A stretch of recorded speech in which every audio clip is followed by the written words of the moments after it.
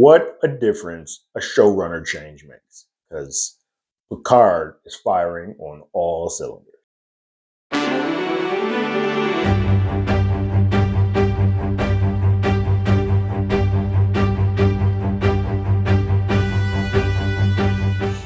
Hello, everyone. Terrence here with Hollywood Already Did It. If you haven't already, go ahead, like, share, subscribe to the channel, leave a comment, ring that bell below. Anytime we have something, you will be among the first to know. A bit behind. Can't see quite in the background or what's happening, but I'm doing a lot of life changes, so I have to move some stuff around, and my time has not always been my own. That said, I have thoroughly enjoyed the last two episodes of Picard. I didn't get to talk about the previous episode last week, and I'm a little bit behind on this one. So for this, let's do a quick little recap of the episode before, say 5 minutes, starting now. Episode 4 of Picard was called No Win Scenario. It was directed by Jonathan Frakes, Mr. Riker himself. And it is bookended and sort of in between by this scenario where these fangirls are meeting Picard while he is back in the past, while he is trying to enjoy dinner, and they are asking him all about the glory days of his situation. In this quick recap, Riker mentions to Picard that he was correct and that he is feeling sort of a shell of himself since the passing of his son. He has this. He was looking for this trip. And this is why he was sort of excited at the beginning. He's looking for this trip to sort of give him that excitement, give him that fight back, to see if he can kind of rejuvenate the feeling that he once had once again. Seven and Shaw sort of make an alliance, and Seven lets him know that, hey, whoever the changeling is, they were on this ship way before we ever took off. And so Shaw's kind of like, well, something's wrong with my ship. And she's like, well, if nobody knows the ship better than you, so they need to sort of create a bond. But he also says that, hey, you would work better right now not being reinstated, so you can kind of work under the radar. So go find out who this changeling person is. That's when Shaw sort of gives him tidbits of how to find them, which she does. The best part of that episode is that Picard and Crusher sort of have a heart-to-heart moment. And they go into the holodeck and have a mano-a-mano. And in that, starts off simple, asking about the hair, but then it dives into a couple of more things, and stories are told. While they're stuck in this sort of suspended space, Beverly has sort of figured out that there's a timing, almost like contractions that she finds, that she says, hey, we can maybe use this to sort of use these blasts as a way to suspend us and get us out of the situation that we're in. He tells that to Riker and tells that to Picard. They go to Sam, and they kind of come up with this idea to launch themselves off of the back of this energy blast they get to get them out of their predicament. And it works. They have to do some stuff. They run into a changeling. Sam and them shows his siding with Picard and Riker for this moment. But all in all, it all comes together. The big piece, and why I mentioned the fangirling at the beginning, is that Picard asks, why didn't you want to reach out to me? And it sort of get interrupted in that. And then we see that he did reach out, or he did have some type of interaction. In this fangirl moment, they split a little bit, and you can see that Jack was there to ask him about like stories and like this, would you have time for family and all that? And Picard sort of pew-pews it and was like, Federation is my family. Like, I don't have time to do all of that stuff because this is what it is. And at that point, Jack disappears and is gone. And in the present day, it seems like there's a bit of a moment where Picard recalls that was who was there at that spot. He kind of feels a little something. As they are cleared, everything seems to be on the up and up. They've sort of put Vadic in a space where she is now sort of on a timeout. They've injured her ship enough where she has to kind of recoup and then take back out after them. But we also then see that Jack is having visions. Visions that would seem similar to some people. I'm not quite. I'll pontificate more about that at the end of this next episode. But there are visions that he is having, or someone is saying, find me. Seeing red, like almost fungus-like moments come around, which give a bit of a Deep Space Nine vibe to those who used to watch that show. That's that episode. Did you time me? Was it 5? I don't know. The next episode is called Imposters. We pick back up with Jack Crusher having another nightmare, or night terror, if you will. And he is on the bridge of the Titan, and he's just firing off on people that he believes to be not what they say they are. And then he wakes up in terror, and he got a phaser in his hand. So what he's doing, he's sleepwalking. What he's doing, he's actually doing some of that in real life. So it starts making him a little bit more nervous because he's not clearly not in full control of what his body is doing, what his mind is telling him to do. Kind of an eerie situation he's in. Crusher is kind of concerned that they weren't able to see that there was a changeling on board their ship.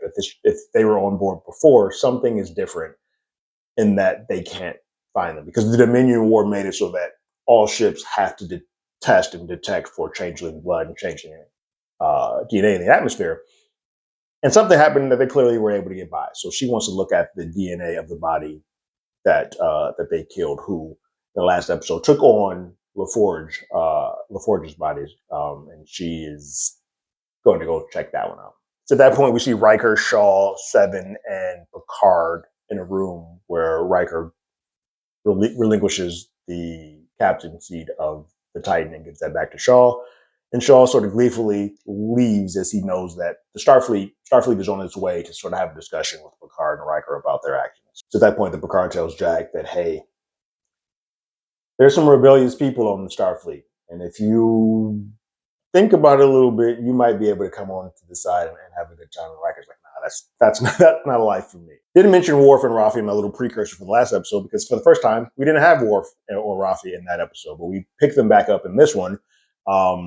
And they're having a little battle or tit for tat, and they're trying to work on patience, Rafi's patience. Worf has calmed himself. He's very zen in this world, but Rafi is not. And Worf wants her to get on his level. While doing that, they reach out to their Starfleet, to Worf's Starfleet handler to get some more info, and they're denied. They're told to stand down. Kind of like Worf was telling Rafi, they're now being told that as well. So they need to find their own way to find out how changelings have sort of infiltrated Starfleet and gotten the weapon. And they turn towards Kryn. Kryn is the person that they have to go find. So they're off to go handle that mission. When they return, because it's the same location where they killed when they were there previously, they're now the Alphas there. And so the world sort of dissipates when they arrive. It just goes blank. And Rafi's tried to throw around her muscle and talk big game, but while Worf just patiently waits for whatever is coming next. So the odd thing that sort of happens here is that the Federation, instead of teleporting Picard off the ship to come to them or them teleporting on, they're sending a shuttle over. Shuttle arrives, and it is none other than Next Generation final seasons, like the last three seasons. Ro is back, a character that I did not think we would ever see again, and who has some very contentious situations with Picard over the past. For super deep cut Star Trek fans, they know that as a Bajoran, she was going to be in Deep Space Nine, but she passed on the role. The actress passed on the role. So this is the last time we saw Rose when she decided to turn on Picard and join the Marquis. So she's back, and she's the person sent to interrogate both Riker and Picard. It's at that point that Picard asks Seven to hide Jack in plain sight. So she goes to give him a uniform, a Starfleet Academy uniform, so that he can sort of blend in. Which makes him a little nervous because of his dreams. When he was in the red uniform, that's when that happened. So now he's starting to freak out, like, oh crap, what the hell is happening? So Beverly is examining the deceased changeling and notices for the first time that this changeling isn't reverting back to its liquid form in death. It is keeping the state of its last changed person, which is not normal. Also, when you cut it, it bleeds differently. It doesn't coagulate into the gel that it did. So everything about this is different. And it could lead to a new species, but Beverly is chalking this up to evolution. Something has occurred that has allowed the changelings to evolve.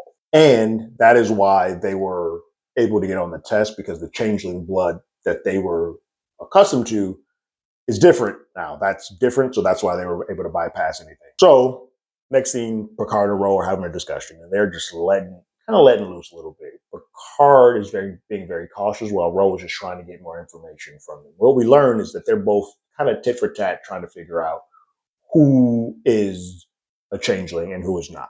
And they don't quite trust each other. Picard notices that she's not wearing her religious earring that she normally has always had on. He keeps lowballing her. Like, hey, you gonna turn on me like you turn on, like, what? how in the world is somebody who turned on the Starfleet before, is just allowed back in, and you're now a interrogator of the Starfleet? He's like, what the hell? How did you get here? To that point, that Bev sends a message to Picard, and gives the coded message, basically telling him that he needs to look at this message that I'm sending you privately. She mentioned something about his medical records. She does, and it's a note saying that, hey, Changeling's blood has changed. It's no longer the same. Anybody can be Changeling, which allows Picard to sort of say, crap, now Ro. So his questions changed and his methods changed. Like, he's also questioning her about being a Changeling, when before it was mostly just her and him. Ro is trying to find out information about the Changeling that was on board, to which Picard lets her know that that Changeling has been killed. And he's like, do you want to see it? She's like, yes, I do. So they start to head out. And at that point, Ro pulls a phaser on Picard and forces him into the holodeck again. Then the holodeck, Picard takes off the safety measures, safety precautions, removes that, and then they just have sort of a one-on-one conversation. She locks the door so that nobody else can get in. And it gets real there. They enter into their true feelings about one another and how they genuinely respected each other and they loved each other. And that when she turned and left Picard, his heart was broken. She was like, well, my heart was broken too. Because she always felt that everything that she did was never going to be good enough for Picard. She had a huge hill to climb, and that she never was going to be able to get that, even though she wanted to desperately. But because they both are able to emote and say how heartbroken they are over the situation, they also both now know that neither of them are compromised and neither of them are changelings. To that point, that Ro lets him know, there's some real shit going on in Starfleet, and they've infiltrated far beyond just this ship and far beyond what you think. There are multiple ships that have been affected by this, and I've been working on this grand plan to sort of figure all of this out. Worf and Raffi are finally met by Kryn and his goons, if you will. They think they have the upper hand. No, they don't. And then Kryn forces the two of them to battle. And in that battle, Worf appears to give himself up, and Raffi takes the win. It is all a setup so that they can kind of get them all to lower their weapons and feel a little bit more at ease, into which Worf returns and attacks and kills everybody and leaves just Kryn by himself. And then once they have him, Kryn lets him know that he will give over the device that allowed him to enter and get the weapon without detection. Back to Ro and Picard. Ro mentions that this goes far reaching up, and to which we get an Admiral Janeway throwaway. Picard says, hey, we should take this up to her. And she's like, I don't know where this stops. But because of this, I have made this crew on the Titan a skeletal crew. And I've gotten most of the folks off of here. So you see a moment where people are being teleported off, and Crusher, Jack, goes to it a little bit and starts freaking out. He goes into another dream at that moment, which lets me know my theory at the end, which we'll get into. At that point, Ro and Picard leave the holodeck, and she says, I have to return back to my ship, but trust no one. And she says to him that I wish we could have truly known each other. That was the realest moment I think the two of them have ever had with each other. And Picard says he wishes that too. And then she slides something into his hand, which we find out later it's her earring. And says goodbye. At that point, she takes off, and Picard goes to the deck to tell Shaw that, hey, things are far worse than they imagine, and there are changelings everywhere. We need to run, and we need to run now. Shaw's kind of poo-pooing and throwing it away. And while that's happening, with the shuttle being back, two of the officers that were with her on the way back set a bomb on the shuttle and then teleport out of there. And it is realized that Ro has been found out, and that this was all a setup. We also learned that is why they were okay with the shuttle going back and forth. There are multiple changelings on that ship, and also a lot of regular non-changeling Starfleet. And so Ro hails the Titan and says, they found me out, and there's a bomb on this. They try to teleport her back, but she's too far out of range, and it's being jammed. And then Ro hails Picard and says, I'm giving you what you gave me all those years ago. I'm giving you a fighting chance, sort of a head start. At that point, Picard says, I do see you. now, Ro, and forgive me that it's only now. It's super heartfelt. It's a finish and a close to a relationship that I thought was just going to be forever hanging out there, in the way that it ended. She then decides to run straight into the Intrepid, to sort of give them a head start and blow up their at least a piece of their ship. They start arming torpedoes at the Titan, and the Titan starts to aim, and Picard's like, you cannot fire at them because there's both changelings and regular folks on that ship. We just need to run. And he's like, run from who? And he's like, from everybody. So we don't know who to trust. Just start running. On the ship still happens to be some changelings, and they run into Crusher in a hallway, and Crusher goes, oh, Firefly Serenity on the Summer Cloud, and just starts going into beast mode and just killing them like a well-oiled machine. And then he starts seeing more visions and hearing more of the Find Me stuff, which all seems to sort of be tied in together. Riker finds Picard and finds Rose earring. She's like, I don't know why she didn't have this on. And Riker's like, well, I've seen this before. There's something on that. He plugs it into the system, and it's all the data that Ro has had on these changelings and finding them. And it's just an entire elaborate plan. It also leads to a distress signal that comes in, and it's Worf. So for the first time, Picard and Riker face to face with Worf, not in person, but through the screen. We also then learn, Ro was Worf's handler, and now she is gone. So now these stories are starting to merge together, which we can finally hopefully see in the future. Worf, Riker, Picard, the same scenario in the same scene together. But it's at that point that they decide that everything is compromised and nothing is what it seems. Final scene is with Beverly and Jack having a conversation, and she's just checking up on him, seeing that he looked tired and don't look well. I know when you're not sleeping. Motherly intuition. He's like, no, I'm not sleeping. She then says, how did you know that those people that you killed in super soldier mode, how did you know that those people were changelings? And he's like, that's just it. I did not know. And I think that there's something very wrong with me. And that's how the episode ends. We are getting more closing signals of the Next Generation and more threads of both Nemesis and Deep Space Nine. This is a good time to be alive if you are a kid who was born of the era of that Next Generation Deep Space Nine, because when they were airing at the same time in Nemesis, you're on cloud nine right now. I love all of this. I think the biggest sort of question that we have, and sort of the arc, as we've seen for this next phase of Picard season 3, is that now they're on the run. Before, they kind of wound up stuck, but now this is sort of leading to this next story where they're now on the run. And they have to figure out who they can trust. But the biggest piece is the Jack of it all.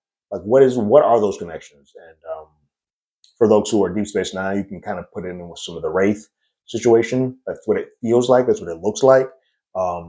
But I feel like some of this might be, in some way, he is now linked to wherever the Great Link is, whatever the new Great Link is for the Changelings. He's somehow connected to a way that he can find out inherently, without thinking about it, he can find out who a changeling is. I think those dreams at the very beginning, when he was looking on the bridge and seeing them, he was identifying who wasn't who they said they were. So that when he got into that mode in that hallway, while yes, he's like, I did not know that they were changelings. He didn't, but something in his body gave him the signal, like, nope, kill everybody. These are all changelings. I think that is something that is affecting him, and something that is sort of, well, I don't know what it is. It could still be because of the Wraith stuff. That was a part of Deep Space Nine and all that. But I think a part of this is that he's sort of like the new changeling whisperer, and he can tell when they're on the up and up. And I think as we go on and on, we're going to start seeing why that is and why he is such an important piece. When I thought it was originally because Picard's son, they just want him for that. There seems to be a much, much deeper piece to all of this than originally thought. But Imposters, really good episode, a really good finish to the Ro Picard storyline. It's good to see her back. A character that they did a really good job of hiding. You put all the Next Generation stuff, you got LaForge, you got everybody on there. Some people that we have not seen yet, but Ro was not mentioned. Ro sort of gets, because she's in the back half of the seasons of Next Generation, sort of gets forgotten. But the way that scenario ended with she and Picard, you kind of get a lovely button on that, and it feels perfect. There's like the perfect scenario and send off for that very well beloved character. Like Ro was loved by a lot, and I think as a person who did love Deep Space Nine, I like Kira, but it would have been nice to see Ro on DS9 as well. What did you guys think about this episode of Star Trek Picard called Imposters? Would you leave your thoughts and comments in the comments below? If you haven't already, you can follow us on Twitter at HollywoodADI. You can hit us up on email at HollywoodAlreadyDidIt@gmail.com. We also have a podcast with the same name. That's on Google Podcasts, Spotify, Apple Podcasts, anywhere that plays podcasts. We're there. And like always, I got my ticket. You got yours.